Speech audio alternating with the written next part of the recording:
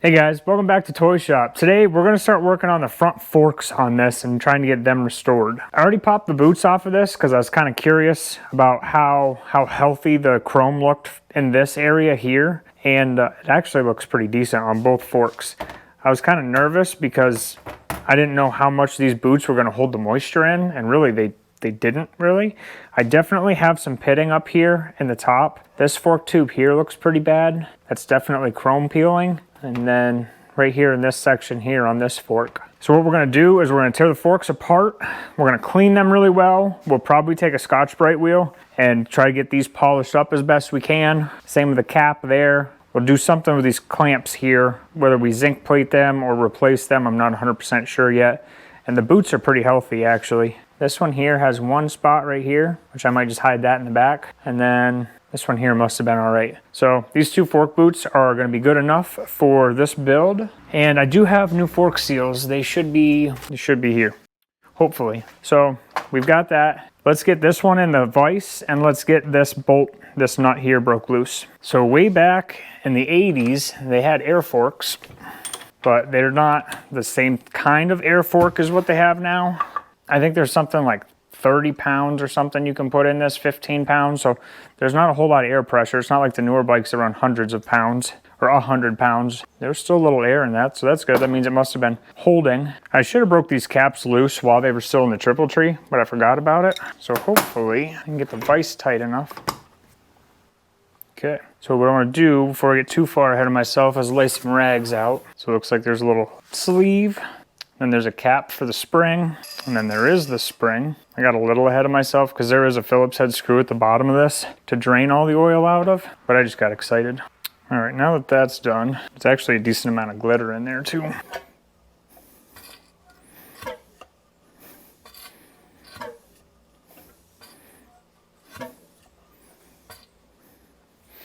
All right, I'm gonna pop this screw out just for shits and giggles, but that should have been most of it.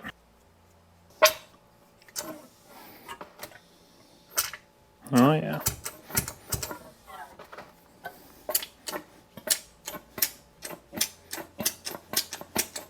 I might just thread this bolt back in here just to kind of stop the mess for a minute. All right, we're gonna set this off to the side because right now we're gonna start working on the fork seals. All right, so we're gonna get a little flathead. I'm gonna have to be gentle with this because I don't have a dust cover for this.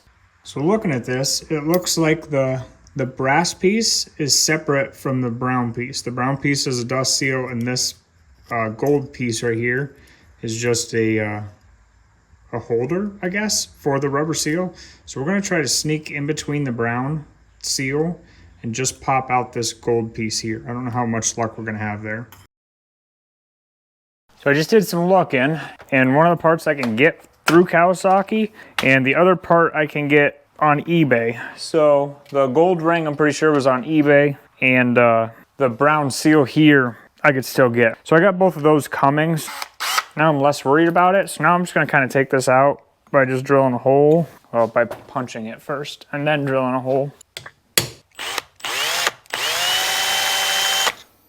So now I'm gonna take a real small screw and try to thread in there.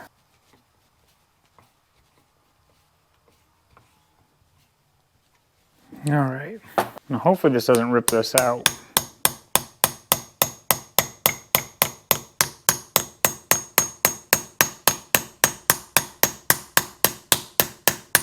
Yeah, sweet. So these are the two pieces I was talking about. We got the rubber dust seal, and then we've got this little steel ring that goes over top of it. Now that I know how it works though, we might have been able to save it. Oh well, we got new ones coming, at least new old stock ones. All right, now the whole reason we did that is because down in here is a snap ring. I'm gonna pop that out quick and show you. There we go. So there's that snap ring. We need to get this bolt out down here, but there's a cartridge in this tube, and way down in here, there's like basically a female Allen wrench, but it's a 12-point kind of Allen wrench thing down in there in the cartridge. Really, I'm supposed to have one of those to hold it, but I'm hoping I can maybe just hit this with an impact quick and maybe it'll kind of just zip it out. I've had luck with newer bikes like that before, but yeah, I don't know.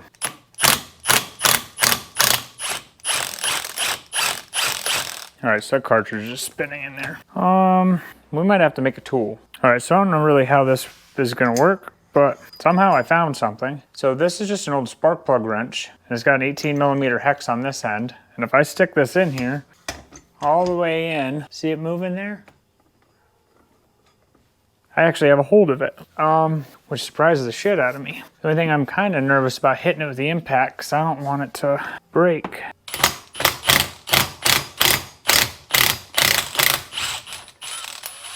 I was so nervous about that. Voila.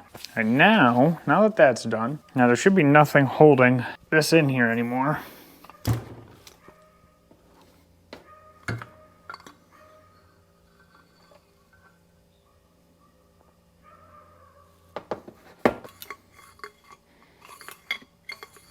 I don't really understand how this part works, I guess, but I'm less worried about that because this here I can clean in the parts washer and be all right. It's this piece here that needs all the work done to it.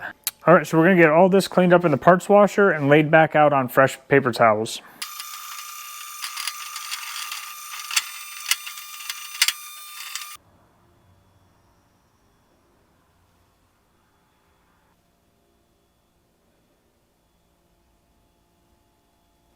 So I got both fork tubes tore apart and cleaned in the parts washer.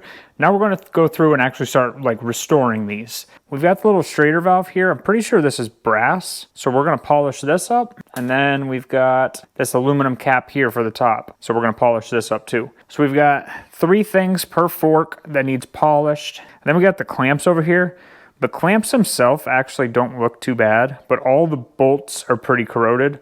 So to kind of get an idea on that, I'm going to parts wash these after we get all the polishing done here before we put the fork tubes together. I'll get these all cleaned up and then we'll reassess these. But I think for right now, we're going to polish the fork tubes and work on the top pieces. There's a sticker here that is not legible anymore, and I would really like to know what that sticker originally said. So if anybody has a sticker on their bike that's legible or knows somebody who could get me this sticker, please let me know because I would love to have that. Yeah, let's go to the Scotch-Brite wheel and start buffing these.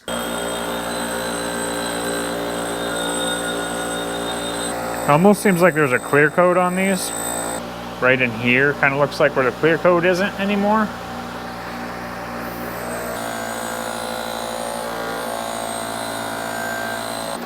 Having a hard time getting some of this stuff off, so I'm gonna take some sandpaper and try to cut through it and kind of come back through with the Scotch-Brite wheels and buff out the scratches.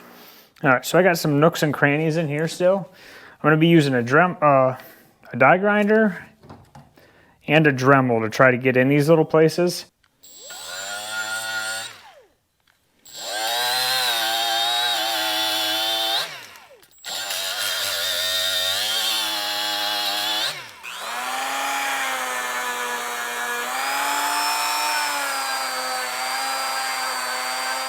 All right, there's some like black spots where I use the wire wheel, but that's just basically a polished spot. Definitely going much more for a brushed look than a polished look here. All right, so I went home last night and I was kind of thinking, I'm not the happiest with these. Like we're close, but we're not there. So I think what I want to do is I want to bead blast these. I don't expect to get like a vapor blasting finish, but I do have glass bead and it will give us a different finish than this. It's just not even enough for me, and I'm not really a fan of the brushed look on here. So what I'm gonna do is I'm gonna get all the WD-40 off of this, just wipe it off with a hand towel, and then we're gonna turn the air pressure down low in the sandblaster, and then we're gonna just hit this quick with the more aggressive blasting media. We're gonna dump it all out, and then we're gonna put the bead in it and then re-blast it. I wanna do these caps here too, just because then they match. The brass pieces actually came out pretty decent. I'm gonna leave that. But we're gonna do both sets of fork tubes and these caps here, and then I will meet you back here.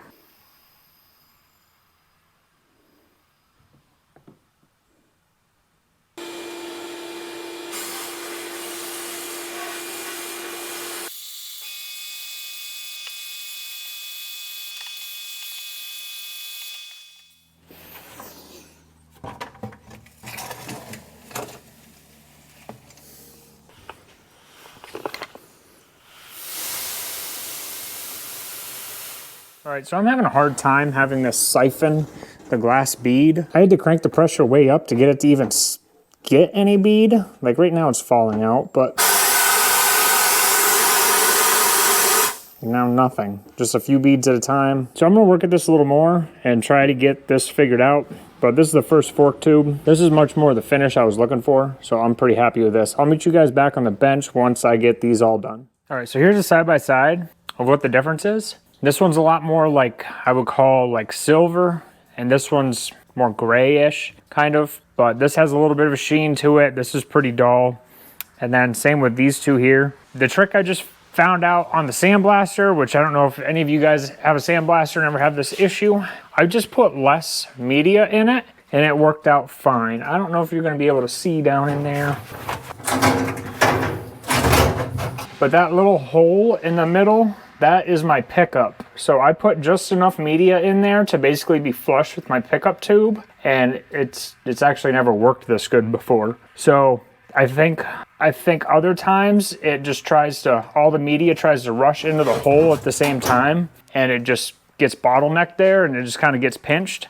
So by running it that low, like there's no struggle for it to get in there. So that works super well. Now I'm running my pressure, well, if I, just under 50-ish pounds, which is kind of what I want. Yeah, that's a little pro tip there, but I'm gonna get these other two done so we can move on with this. All right, so pretty much all the polishing is done. I thought we were gonna have to do some zinc plating, but I actually had all the hardware that I need. So I've got all the extra screws for all the clamps and stuff. These are the only bolts that I didn't replace, and those are healthy enough, so I'm not worried about that. Really, we have everything we need to put these back together, except I'm still waiting on the dust seals. I did get the steel rings in. Those came in, so we got the steel rings, and I've got the actual fork seals. So we can really get them all together, minus the boot. I can't put the boot on yet until we get the dust seal. But other than that, we should be able to get two pretty much assembled forks laid out here on the bench. So let's put one of these fork tubes in the vise, and I'm gonna get my mess cleaned up, and then we're gonna start putting one of these together. All right, one of the first things I wanna do is I wanna stick this little drain bolt in here, and there's a little seal that goes around this. I'm gonna get the bolt threaded into the seal first. I don't know how well you can see that, but there's a little seal threaded on there.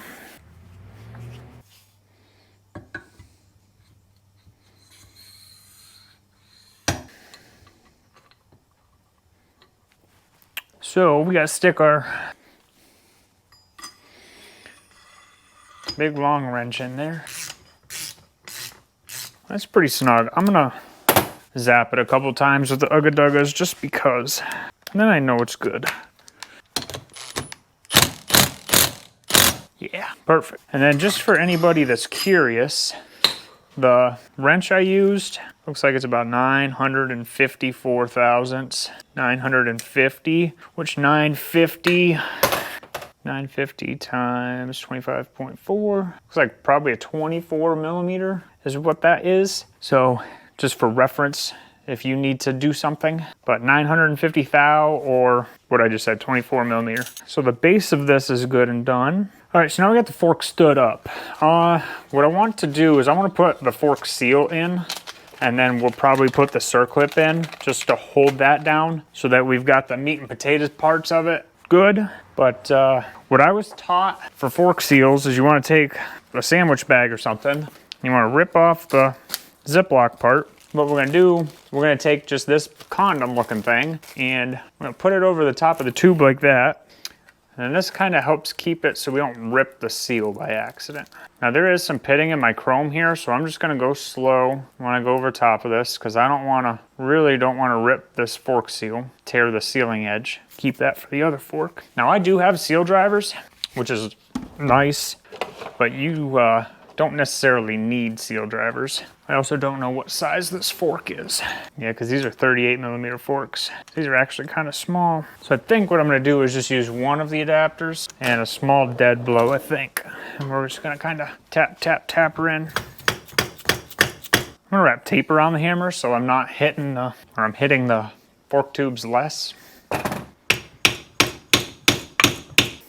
All right, that was more aggressive than I wanted to have to get with it. That seemed to work pretty good, taping the end of the hammer, and then I was just sliding the tape up and down. All right, now that that's in there, we're gonna put the snap ring in.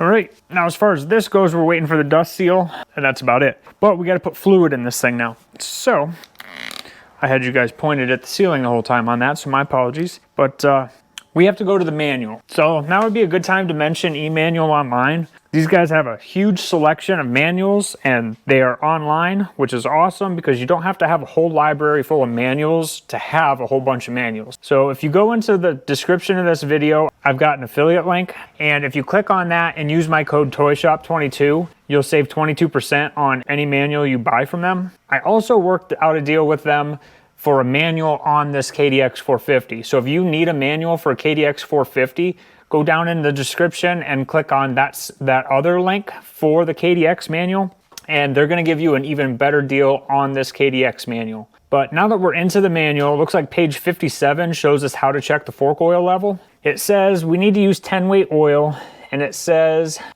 up here, remove the caps from the top of the fork tubes and pull out the spring seats and the springs. So we want to measure this without springs in it, with the forks fully compressed. All right, so the tube's all the way down. Insert a tape measure or rod into the tube and measure the distance from the top of the tube to the oil. Measure both tubes. All right, so it looks like we need to be anywhere from 4.7 to 7.5 inches. So it says 423 cc's of oil. So let's just measure out 423, pour it in there, and then let's measure it. All right, so I'm not sure if you're gonna be able to see this very well, but cc's, and it looks like that's 450 and that's 400. So I'm just gonna shoot for right between those two lines, and then we're gonna pour this in there. So I'm gonna start just pouring this in slow.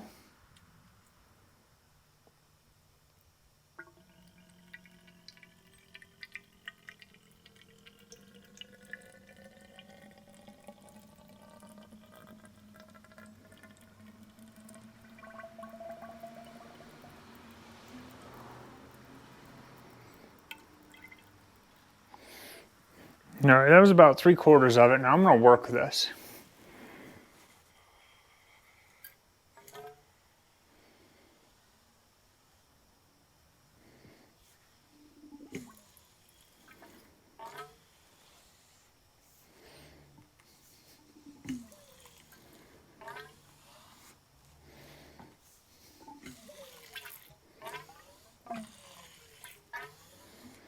That oil level's pretty far down there, so I'm just gonna add the rest. I don't like how fast that falls. It seems to fall awfully fast.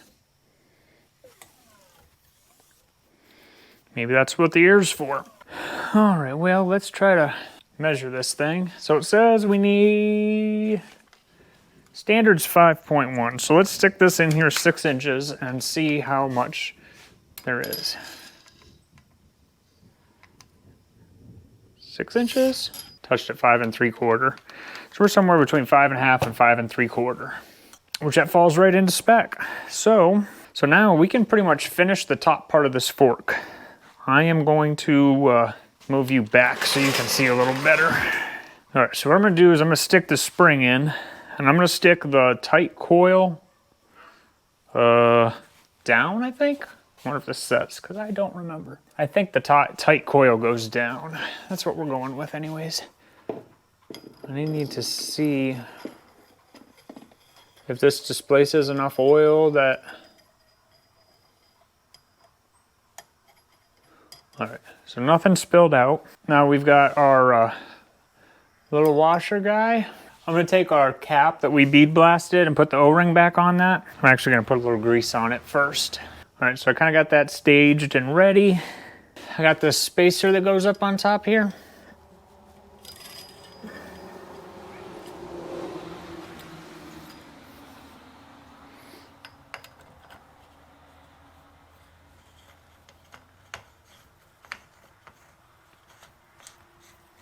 So this is just as simple as threading that in. I can tighten this up right now. All right, so now we have a complete fork minus a dust seal. Feels pretty decent. I'm gonna have to get my bicycle pump from home because this takes real light pressure. It's only like 10 or 15 pounds or something. Let's see if it says on here. Yeah, about approximately 14 PSI. So we can do that once we get it on the bike, but I can't put the fork on until the dust seal comes in because I'm gonna need to pull this out of the triple tree to do that. What I am gonna do is I'm gonna put the other fork together and then we're gonna start cleaning the fork boots. All right, so these actually aren't too disgusting, but the bases here kind of are, and kind of in the inside too. I just want to get these things saturated, and then really I'm just gonna get a toothbrush and we're gonna scrub them that way. This might take a couple back and forths just because right now that it's all wet, I can't really tell what's greasy and what's not. I'm gonna try to get the inside of this dried out pretty good. I definitely don't want to put these on the forks if they're wet, just because I don't want to make the chrome rust or anything like that. This boot here is ripped, so what I want to do is just kind of dry that off because I think we're going to put a little super glue in it and see if that will help it, or see if it'll hold, I guess.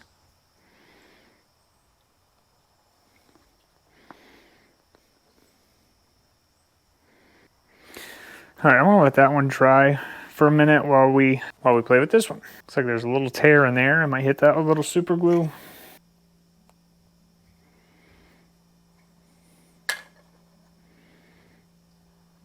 Because that crack is right there where it's supposed to flex, the super glue is not gonna flex. So if I put a bunch of super glue on that, it's gonna make a really stiff spot and it's just gonna wear out the rubber around it. So I just put a touch there, but the bottom looks healthy on this boot. So let's see, did this dry? Oh yeah, this dried. So I'm gonna put a little super glue on the other part.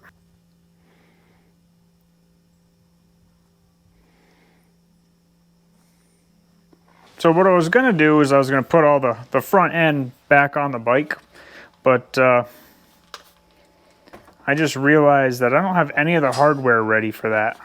So I think this is where we're gonna end the video. I hope you guys enjoyed this. Make sure you follow me on Facebook, and till next time, peace.